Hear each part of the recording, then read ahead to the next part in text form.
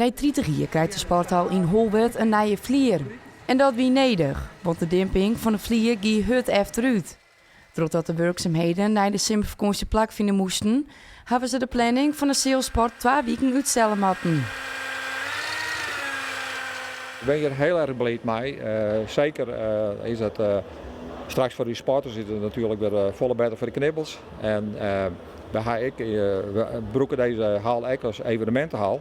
Dus dan klaaien we hem helemaal in, dan is niks meer van de sporthal. En ja, dan broeken we ook bars en dat soort dingen. Dus we kunnen eigenlijk de voorzieningen treffen in de grond.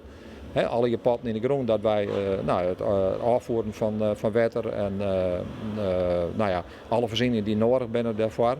Zoals elektrisch, dat rent al hier onder de grond. Je kan de buiten heen schouwen, de sauwen heen en dan is het klaar. Het vervangen van een vlier kost het een ton. Maar als de vlier dan 1 keer klaar is, dan kunnen ze zo'n 30 jaar weer vooruit.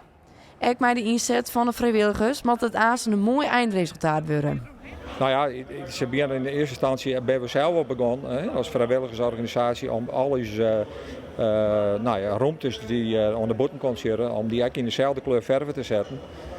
Alles werden ze een keer goed ter hand nemen en weer oproemen en dat soort zaken. Wat voort kan voort. En dan beginnen ze mij de vlieger uit te brengen. En dat weer eerst een hele klus. Dan had man tot mij waars, die hadden ze daar mee bezig geweest. Om de vlieger eruit te krijgen. En dan worden alle deksels en potten die worden gesteld. En daar ben ik een dag mee bezig geweest. Nou is het opbouwen van de vlieger.